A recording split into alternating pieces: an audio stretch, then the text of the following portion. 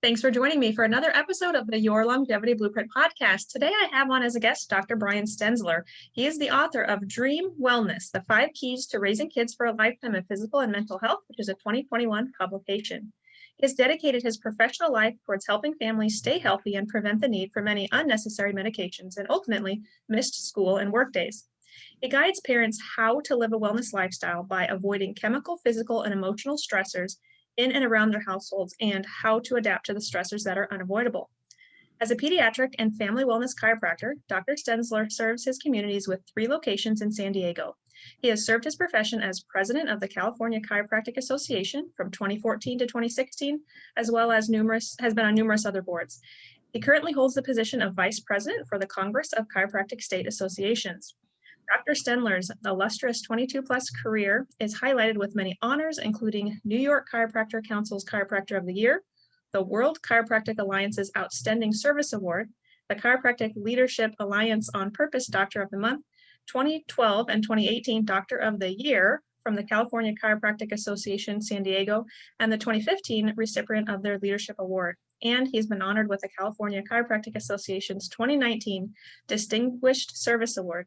Dr. Stenzler travels the world as a guest speaker at conferences and colleges and lectures at numerous businesses, schools, and civic organizations as a wellness expert. He's also been featured on television and radio shows across the country. Wow, that is an illustrious 22-plus year career. So I'm just getting warmed up. And a tongue twister. All right. Well, welcome to the show, Dr. Stenzler. Thank you. Thank you, Dr. Gray. It's great to be here. So before you achieved all those awards, tell us your story. What even drew you to the field of chiropractic? Well, it's funny because if you had asked me when I was 16, 17 years old, if I'd be a chiropractor, I would have been a what? I couldn't even pronounce the word. The only time I ever even saw that word was... I still can't sometimes.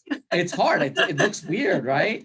And I remember asking somebody in the family, because I used to ride my bicycle past this home office. It's a chiropractor or something. And I'm like, Mom, or whoever it was, what is a chiropodist or something like that? And chiropodist used to be a podiatrist, so she didn't know what the heck I was saying. And then I think somebody said, oh, they're like doctors that crack people's backs or something. I'm like, oh, that's weird. And that was pretty much it. So like my entire childhood, I knew nothing about chiropractic. And it wasn't until college that I was introduced to the profession. I was originally going to college thinking I was going to be a movie producer. That changed. We won't get into that whole story because that'd be a whole podcast in of itself. But when I had made the shift from theater and film in college to pre-med to be a physical therapist, because I was introduced to physical therapy because the theater and film thing wasn't working out the way I'd wanted to in school. I was spending a lot of time in the gym. I always did martial arts and wrestling, always took care of my body as a kid. So health was always very important to me. It was a very important value. And so when I was introduced to physical therapist, I kind of saw that as being like, oh, I get to take my personal training experience to a whole new level. Sure. And really started going in that direction. And my mom started dating this guy named Nat, who was a retired NYPD officer for the New York Police Department. And Nat said to me, it was like the first or second time that I'd met him on one of my holiday vacations back in New York. He said, have you ever thought about being a chiropractor? That was like the first time I'd really heard that term again. And I'm like, no. I don't really know anything about it. Aren't they like fake doctors or something like that? Like I'd never really heard anything very positive about it. This is back in, I want to say 1991, 92-ish. And he goes, well, I don't really know too much about chiropractic, but my son just started chiropractic school out in Marietta, Georgia, outside of Atlanta, at a school called Life College. And he seems really passionate about it. You should probably talk to him because a lot of things that you tell me about yourself and your lifestyle sounds like chiropractic would be right up your alley. I was like, well, okay, I figured I'd entertain the notion of talking to his son. And, my mom and Nat end up getting engaged. So this guy's gonna be my stepbrother. Might as well get to know him anyway and talk to him about chiropractic. So my first conversation with Steve, I was blown away. Everything he was talking about, the bodybuilding, self-healing, self-regulating organism. We don't use drugs and surgery to help people. We bring out the natural innate abilities of the body's potential to heal. And all this stuff just resonated with me. More so than physical therapy. Not that physical therapy didn't work for me. Physical therapy is great. It's a great treatment for an injury, but I love the idea of something being more proactive towards creating health and wellness. Yeah. And it really got me intrigued. So Steve and I had multiple conversations while he was in Atlanta and I was in upstate New York at the time. And then I was going to meet Steve for the first time at our parents' wedding. And Steve planned on, he was going to be home for that whole week, and he was going to take me to all these chiropractic offices that he was going to basically introduce me to the chiropractic profession and all of his mentors. So a day and a half before the wedding, Nat, Steve's father, drops dead. Oh, Unexpected of his first sign of heart disease. And I ended up meeting Steve at his dad's funeral instead of his dad's wedding. And so, you know, in all the grief that Steve was going through, still came up to me and said, all right, you ready to go to the offices on Monday? And I was just like, what? I'm like, we're at your dad's funeral. He's like, that's okay, this time to grieve. He goes, but I made a commitment and you need to be introduced to this profession. I was kind of blown away. That was incredible. And so I kind of see his dad, Nat, as the angel that put me on a certain path. And Steve facilitated that. That was the week I became a chiropractor. You know, obviously I had to go through my training and education, but everything shifted for me. Meeting those chiropractors, understanding what the profession was about, it literally changed my life. And not only did that get me passionate about chiropractic, but that set my tone for what my life's work would be about. Because Nat, he was in his low 40s. He was a retired cop. He thought he was healthy. He did not know that he had heart disease. You know, because he felt okay, he thought he was healthy. And it really got to a point where Steve and I used to talk about this all the time, that how you feel does not determine how you function. And you know that, being in functional medicine. Or how long you live. Yeah, exactly. Yeah, it's not called sensory medicine, it's called functional medicine, right? You know, everybody looks at how they feel to determine how well they're doing, but it's really how they function.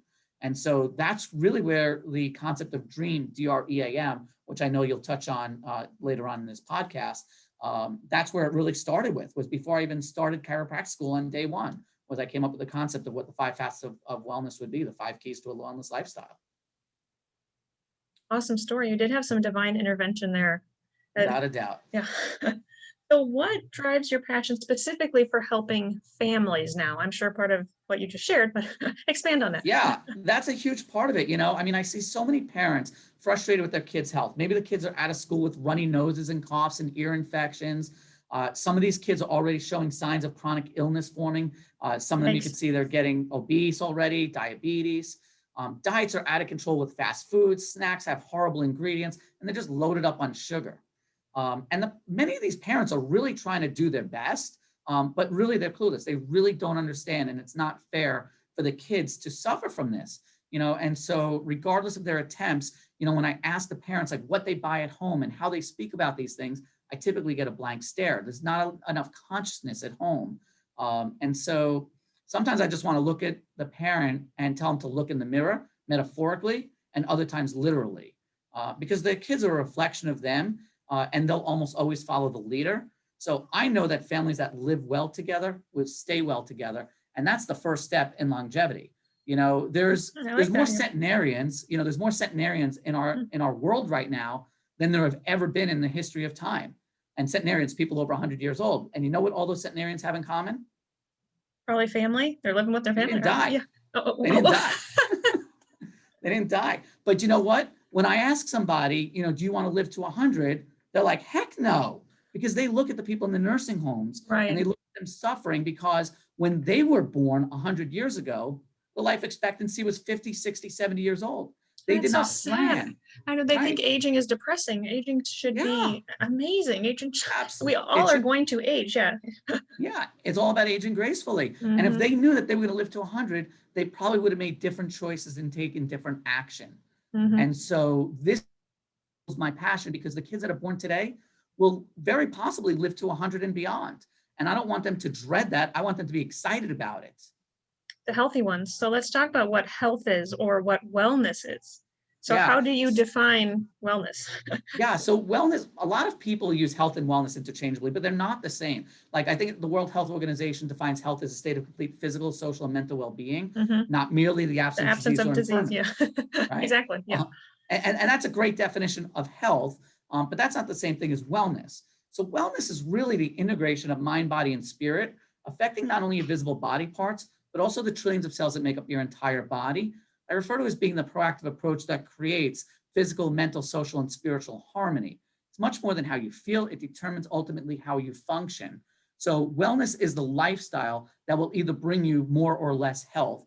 based on the constructive or destructive choices you make throughout that lifetime. So I have a feeling you're going to tell us about this wellness lifestyle we need to be living, right? A little bit. I mean, that's what the book really Yeah. entails. We got about 85,000 words that I don't think we could cover in this podcast. But we could brush on a couple of things later on about things that I do and I recommend. Well, let's Sure. talk about, yeah, specifically what you do. So let's focus on chiropractic care for a minute here. So why is chiropractic care so important in healthcare? And Yeah. actually, you may not know this, but chiropractic care is the topic of chapter 2 of my book, Your Longevity Blueprint. So in my book, I'm comparing really the framework of the home to the musculoskeletal and the nervous systems of the body, right? So we have to have a strong, we have to have the framework be very strong, and to have a strong foundation, which I'm comparing to gut health. And in chapter 1 of my book, you have to have a strong foundation. Then you have to have that framework upon which then to build health. So I'm sold. I believe in chiropractic care. I go every month. But you tell our audience why chiropractic care is so important.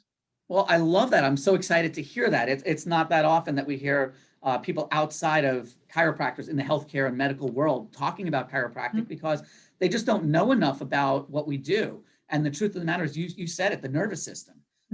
Many chiropractors, so if you go to a chiropractor that only takes care of musculoskeletal injuries and stuff like that, well, it plays a role in healthcare in terms of making sure that you feel right and that your posture is good and all that. That plays an important role. But the way that many chiropractors practice, which is based on how chiropractic was founded back in 1895, is it's ties to the nervous system.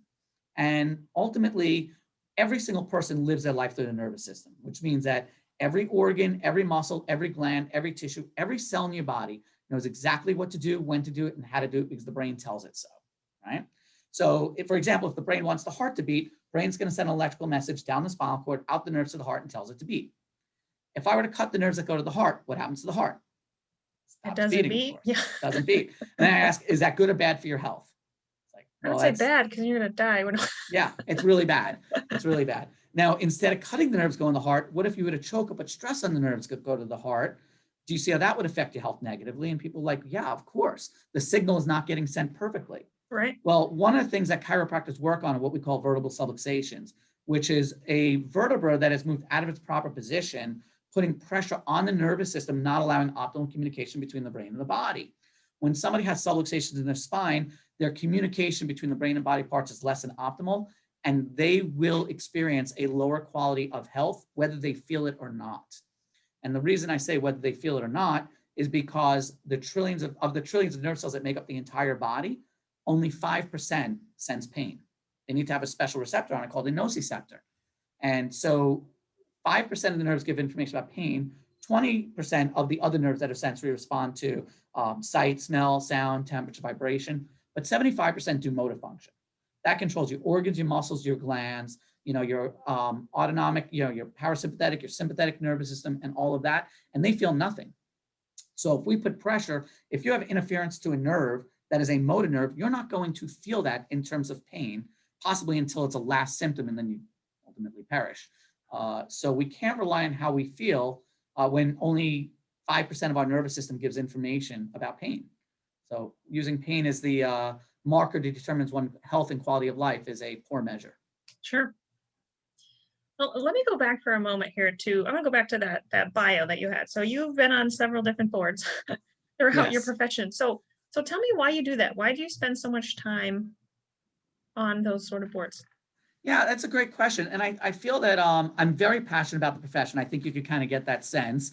And I want chiropractors to be the best that they could possibly be. I want to see a higher quality of standard of care. I don't necessarily need standardization of our profession. Our uniqueness is what makes us so special. Chiropractic is founded on the pillars of a science, art, and philosophy.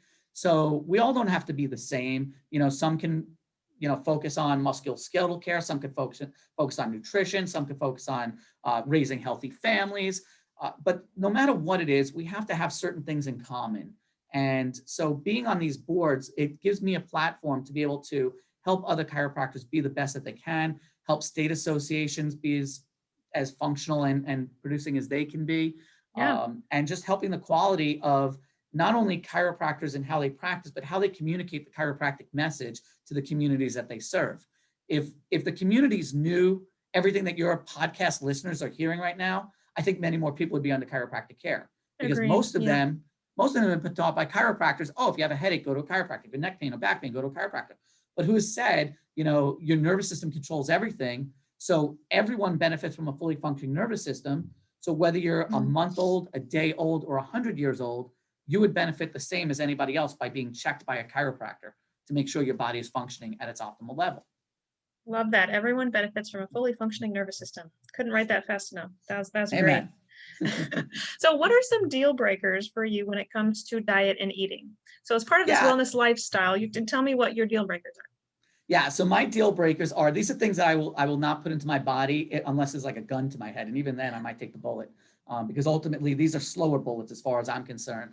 High fructose corn syrup, hydrogenated oils, artificial food colorings, artificial sweeteners, and gossip. Mm, So that's people good. like I didn't gossip. expect that last one. Yeah, because when people think of diet, they think of the food they consume. But I define diet as everything that goes into your body from the outside world to the inside world. It's everything you eat, drink, taste, touch, smell, feel, hear. All the movies you watch, all the people you spend time with is just as much part of your diet as the food you consume. And if you remember that old computer term, GIGO, garbage in, garbage out. Well, if we put garbage into our bodies, whether it's through our mouth, through our eyes, through our ears, we get garbage out. That's so good. I followed some of what Dave Ramsey preaches, and I know he's on some of his podcasts has said he doesn't allow any gossip in his organization, right? You're gonna gossip, you're gonna get fired. You're not gonna work there anymore. And I learned that when you have a business and I have a business as well, and I learned that with my staff very early on. Gossip is toxic. It Toxic to is. the environment, it's toxic to the patients, something that I also do not allow in the work environment and not just professionally, but personally. So I thank you for bringing that up. I have a whole section on gossip and how it leads to drama and how it's so bad for your diet. So that's all in the book too. Unique. Haven't heard that that perspective. Going back to healthy families as well. I also kind of pride myself on eating very healthy. When I had a child, I didn't quite realize, you buy these organic food bars or whatnot. You don't always catch some of the ingredients that are in there. They may look like they're healthy, but but upon further diving into that label, you find some of these things do have some of the ingredients that you were mentioning, some of those dyes and whatnot. And so I now, this past year more than ever, am starting to read labels. And I've interviewed some guests on my podcast who have dived into that as well, because I think that's super important. And kids are, we have to set the example. We are the leader in the family, right? So we need to not eat crap so the kids don't want to eat that crap, but we also need to not provide that to them. Absolutely. We do the grocery shopping, right? They're not the boss of the house. Parents get to make those decisions. So that's exactly right. And people see the label organic, so they think it's healthy, but they're loaded in sugar and other issues and stuff. And that'll be one of our book bonus offers is a label reading, how-to, a biohack, basically how to do that, because people don't know how to read labels. They think because it's organic. Now, sure, being organic helps. It's better, right. It's a lot better, but it could still be loaded with sugar. It could still lead to diabetes and all these other chronic health problems. So, yeah. And what I find, especially my son, is even if I give him more sugar, even if it's fruit, right? Even if it's natural sugar, he gets a little more hyped up, right? Has maybe a little more temper tantrums. I mean, I'm noticing just small amounts of additional sugar can make big changes. So it's important to watch that. So Absolutely. Tell us about, you've mentioned about your diet, like what are deal breakers for you that you do not let touch your body, but what are other things you do on a regular basis to stay healthy and well? Yeah, so that's a great question. And first off, Dream, the book title of Dream Wellness, DREAM, is basically an acronym for the 5 keys to a wellness lifestyle, being diet, relaxation, exercise, being an adjustment, mental wellness. So diet, I explained already, is being in, everything that goes into your body from the outside world to the inside world. Relaxation is giving your body a chance to call time out, to reset, repair, regenerate, rejuvenate yourself. E is for exercise, any activity that requires physical or mental exertion. Skip A for a second. M is for mental wellness. That's about connecting your inner purpose and passion to your outer goals and tasks in all phases of life, being right with self-esteem, self-worth, self-values, and so on and so forth.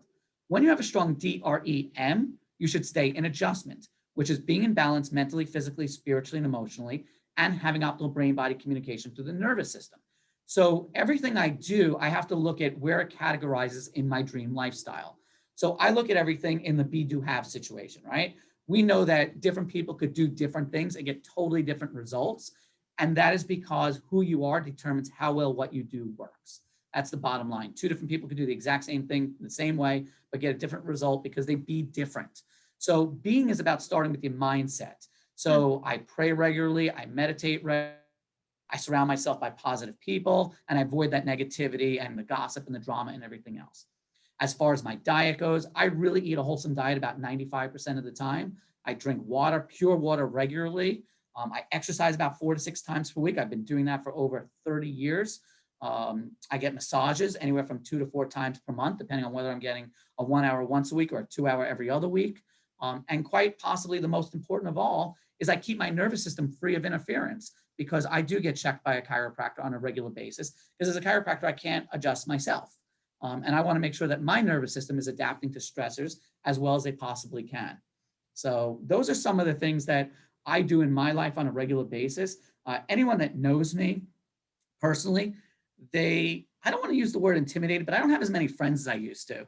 And I'm not one of those people that makes it like, if you don't do this, you don't live this lifestyle, you stink and I don't want to hang out with you. But the truth of the matter is I want to surround myself by the people that are most, with Jim Rohn that said, you're the sum of the 5 people you spend the most time with. So I do want to spend time with the people that think like me and move like me Live and the act same like me as lifestyle. much as possible. Totally. But I don't do it from a judgmental way.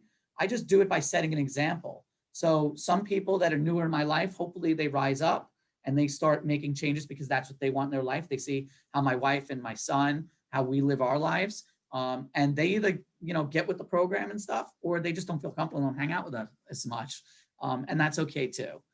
But we don't come from a judgmental perspective. We come from a loving perspective that we know that everybody can reap the benefits of this wellness lifestyle. Let's talk about your son. So I mentioned I have a son. How old is your son? He'll turn 5 in a couple of weeks. Awesome. Yeah. Well, I hear he was born at home. He And was. very few people have home births, well, at least where I live these days. So, so tell me what made you and your wife commit to that choice and commit to really raising him differently than so many other kids these days. That's a great question. Not a question I get that often, so I love being able to talk about this. I remember my wife and I, when she was 9 months pregnant, we were at a very prominent legislator's house at a fundraiser in San Diego, and the president of the California Medical Association, or past president, was there, and he had some interesting questions for us about why we were doing a home birth. And when my wife was asked, she goes, "Well, the hospital's where all the sick people are." And he just kind of looked at her and didn't quite know what to say. Fortunately for me, my wife was born at home, so it didn't really take a lot of convincing. Okay. Her parents, thought a certain way, based on their spiritual inclination and stuff. I always wanted to do that coming from the healthcare perspective. But ultimately, we wanted to deliver our child in an environment that is peaceful, one that we can control with as many variables as possible, including, avoiding unwanted medical interventions. Mm-hmm. We can control the lighting, the sound, the positioning, the love that's in the air. We didn't want to be another number, with an insurance thing and another chart. We actually wanted to be a family and have that family together. Of course, we had contingency plans ready to go. God forbid something was going to go wrong. We weren't being irresponsible, but we were very much acting in faith that births have been happening for quite a long time, even before there were medical interventions for it. And we know not all of them worked out that great. I'm aware of that. But the body has an innate ability to actually, if you can conceive a child and make a child, if God's helping us with all that, I think we can deliver them too. So as few interventions as possible was our goal. And it worked out quite well for us. Well, congratulations. I think that is amazing. Thank you. And how else would you say you raise your son differently? Does he have any friends also, or a few friends? He's in preschool, so he's got a lot of friends. More friends than you. What's funny is, when we would watch him like at birthday parties and stuff, and like the parents would take pictures and stuff, while all the kids were eating cake and stuff, he'd be eating a cucumber. So he assimilates very well with other kids. He doesn't judge other kids and stuff like that. He's too young to do that. But there are times that a kid will ask, "Do you want this?" like a Cheeto or something like that. And he'll say, "No, that doesn't make me healthy. It doesn't make me strong."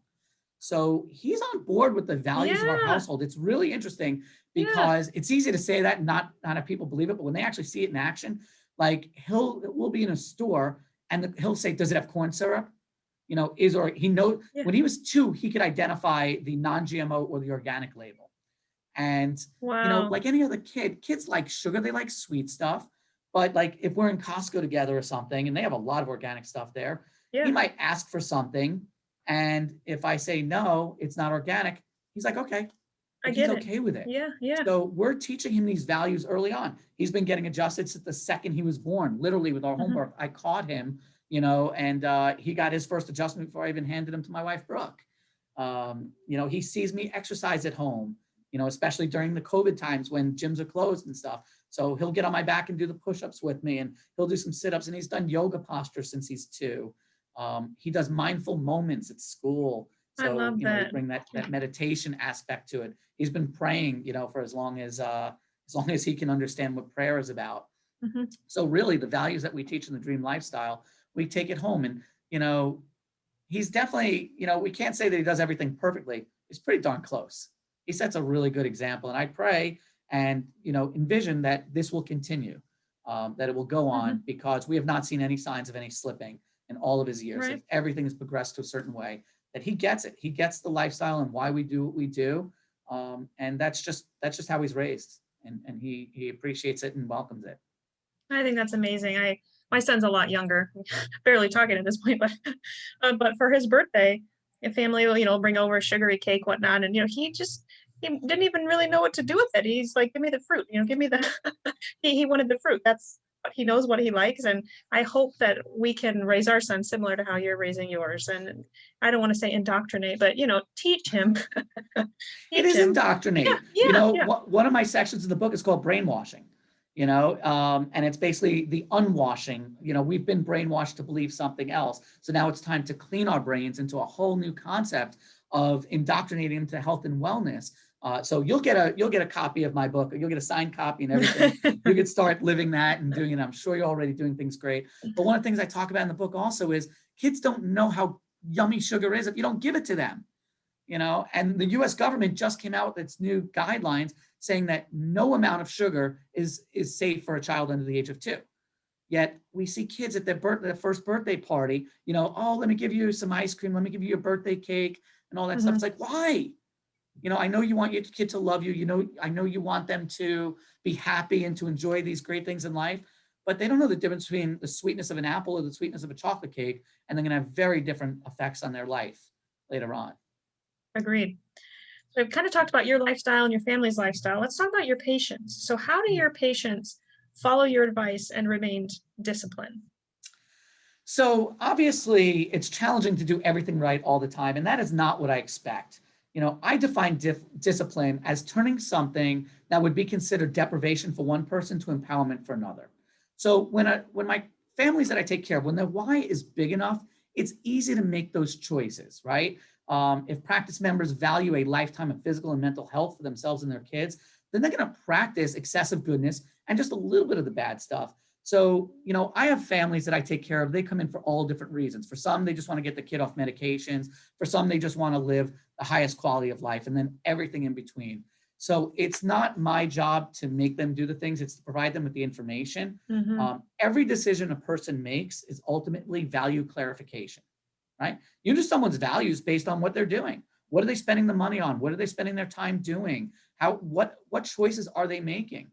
And if their values are not in alignment with what I'm educating them on, that's on Mm. them. Yep. But I've been very fortunate, very blessed to attract families that value it. Either they're already on this path or they want to get on this path and they truly want it. So most of our families are very compliant with the lifestyle. And that's why I say not everything in moderation.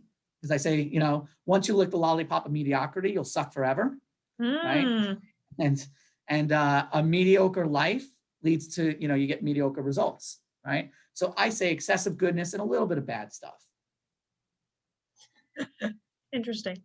Let's transition to talking about longevity here as we kind of wrap up the show today. So I've heard Mhm. you say that the inability to adapt to chemical, physical, and emotional stress ages people. Mhm. So can you expand on that? Maybe you've mentioned Yeah, a little bit of this already, but yeah. So basically, our lives, we're bombarded with stressors every single moment. So examples of chemical stresses could be foods that we eat that we might have an allergy to, or pollution that we breathe in, or drugs that people take, whether they were pushed or prescribed, alcohol. Those are all examples of chemical stresses, and we all endure chemical stress, no matter how clean you try to make your diet. Even just breathing the air, sometimes the air quality might be poor. Physical stresses could be a car accident, not exercising properly or not exercising at all, maybe talking on your phone like this or being on your devices like this and getting forward head posture, a fall, falling down the stairs, kids, banging their heads. They're constantly having physical stresses. We can't avoid all of them. And then there's emotional stresses. Those could lead to, that could be finances. It could be relationships, whether it's with spouses, whether it's getting bullied at school. Romantic relationships can cause emotional stress. So we all endure chemical, physical, and emotional stress. And I'm sure you're pretty much familiar with the autonomic nervous system, where you talk about fight or flight and rest and digest. So ultimately, when somebody is in a stress mode, right, most of the time, they are going to deteriorate much quicker. Their body's going to be producing more cortisol. The adrenal glands are not going to do what they need to do, get into adrenal fatigue and all this other stuff. And not only will that cause and lead to the visible aging, but also what you don't see on the inside. So what we need to do is really be able to maintain our stress levels, right? So this way we stay in balance between our sympathetic and parasympathetic, our fight or flight, rest and digest, which is a pretty heavy conversation in and of itself. But when we don't adapt to stress, our body ultimately deteriorates, begins to break down, and show the signs of aging, both internally and externally. I think, just since you're a chiropractor here, and I mentioned this in my book, I feel like I can adapt to whatever stressors come my way better when I'm getting adjusted regularly. I know, even just sitting at my desk, kind of just going through a work day, I just feel revved up. I feel like my nervous system, not that I'm going to explode, but I just feel more juiced up, more anxious. And sometimes getting adjustment, I'm just like, oh, that was great. That was it's like it released some tension or pressure or whatnot. So I'm drinking the chiropractic Kool-Aid, although it's not Kool-Aid. We'll say it's coconut water, something that's healthy. I'm drinking. I like that. Yes. Because I do think that getting adjusted, which is part of your, the adjustment part of your 5 facets of wellness, I guess. I don't know what to call it. Yeah, the 5 facets of wellness, the 5 keys to a wellness lifestyle. Sure. I think that's so important. So it is. And what's interesting, though, it's not even getting adjusted. That's not the A, it's being an adjustment. Getting adjusted is a way of getting an adjustment. Eating the right foods is another way of being an adjustment and staying in adjustment. Sure. So I use adjustment in the dream as more of an adjective than a verb. So, but it's all part of it, though. Yeah. You also say that longevity is less about genetics and more about lifestyle. So expand on that. I know some people think, oh, I inherited this gene, I'm doomed, whatnot. Tell us how important lifestyle is. Well, I think that they say that maybe 20 to 30% of your genetic makeup determines aspects of the future. The rest is lifestyle. And that's why you have this whole field of study called epigenetics that basically demonstrates how your lifestyle choices will actually help turn on and turn off certain genes and potentially even change your genetic makeup. My friend Steve, the one who introduced me to chiropractic, I used to ask him all the time when we were in chiropractic school why he would always go outside in the really cold weather wearing shorts and a t-shirt. He said, I'm trying to change my genes for my kids. So they wouldn't need to wear a jacket or something like that. I don't know if that actually works or not, but it's the concept of epigenetics, that the choices that we make throughout our life can have a tremendous impact on, so many other aspects where we don't have to fall victim to our genes. One of my friends, mentors, James Chestnut, says, so many people blame their woes in life on bad luck, bad germs, and bad genes, when it really comes down to bad choices. And so, you want to be around for a long time, whether it's avoiding an unnecessary accident or a health crisis. You want to make good choices, good lifestyle choices, and that'll keep you on this planet quite a bit longer. And it's not only about adding years to your life, but also about adding life to your years. The happier you are, the more better function you have of your body and your nervous system, the longer you'll be around and the better you'll be around. Because again, living to 100 and being miserable in a nursing home is not the same as getting there gracefully. Agreed. And for the listeners, if you want to learn more about genetics and specifically epigenetics, which he mentioned, and nutrigenomics, kind of how nutrition can influence your genes, check out chapter 3 of my book, where I'm comparing the electrical work of the home to genetics in your body, because you do want certain genes or lights turned off certain times of the day and other genes maybe turned, or vice versa. Yeah, get my drift. So check that out. I have to ask, where's Steve? What happened to Steve? Is he still practicing as chiropractor?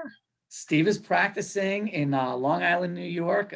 It's good. It's funny because he was 36 hours shy of being my stepbrother, and Right. meanwhile, I was in his wedding party. He was in my wedding party, and we That's are great. brothers. We've stayed. He's one of the few people. Since I live in San Diego now, he's one of Yeah, the few people that I actually keep in touch with on a regular basis in New York.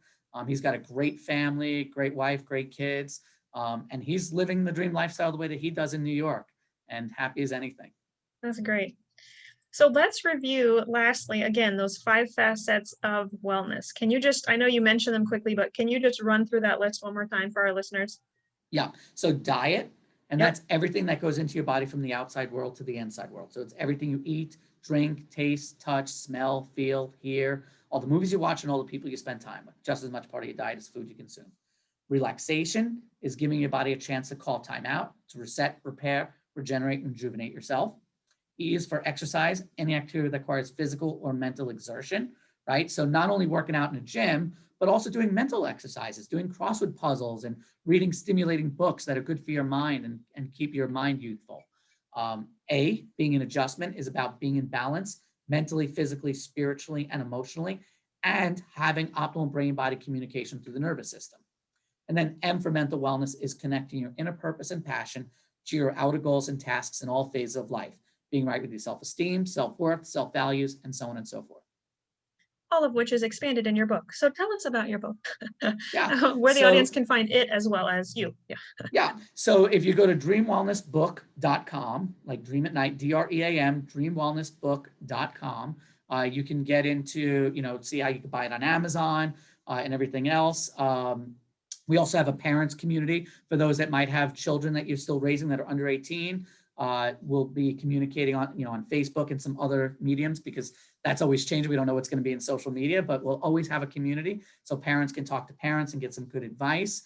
The book itself has a quiz that goes with it. It's a lifestyle health predictor, essentially, called the Dream Score.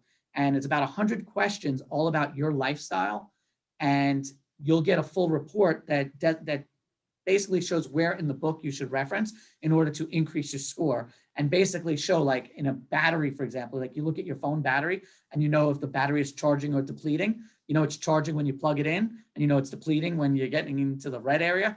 So you'll get an idea of whether your health battery is charging or depleting, and that'll help protect not only your health, but also that of your children. Very cool. Very cool. Last question here. What is your top longevity tip? If you had to pick one, you've given us several, but what's your top longevity tip? I guess if I had to pick one top longevity tip, it would have to be to have a chiropractor on your healthcare team. It's not the direction that I thought I was going to go. But the truth of the matter is, if you don't know if your nervous system is functioning optimally, then you're missing out on a huge part of your life, because the nervous system controls every other system in the body. So I look at the 5 facets of wellness as being the 5 wheels of a car, right? You got 2 tires in the front, 2 tires in the back, and then you got a steering wheel in the middle. Okay. And the steering wheel is going to dictate all. I was wondering where that 5th wheel was. That's where the 5th wheel is. And so ultimately, if you eat all the right food in the world, but your brain's not allowing your digestive organs to function the right way, that food might be, leading to still malnutrition, because you're not breaking it down and processing it properly, right? You can do all the exercise in the world, but if your brain's not communicating with the nerves that feed, say, the bicep muscle or the heart muscle, then you could actually be doing more harm than good. So making sure the nervous system is functioning optimally is a key component to it. So I'm going to have to be biased here, and I'm going to say, just hire a chiropractor to check you out. If you need corrective care, you get under corrective care. If not, chiropractor may invite you back in about 6 months to get checked again. Awesome. Well, this was a joy to interview you. Lots of fun. I look forward to reading your book. So thank you for coming on the show today and sharing with our audience what chiropractic care, did I even say that right? Chiropractic care can do for their health, as well as thank you for encouraging us to live this wellness lifestyle. So thank you for coming on the show today. Thank you, Dr. Gray. It was great being here.